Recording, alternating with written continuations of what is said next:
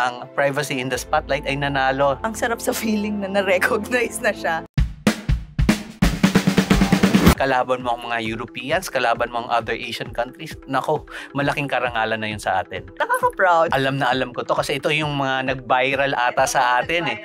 Very funny, very relatable, pero may matututunan ka. We should respect their rights din po. Bahagi natin sa ating mga taga-subaybay. We are very proud to say na ang seal of registration natin is available in 20 other countries worldwide. So willingness din natin na makapag-serve and makapag-spread ng awareness when it comes to privacy. If you have the courage, the willingness to do it, then nothing is impossible. Ang National Privacy Commission naman ay laging handang tumulong at magsilbi para sa bayan.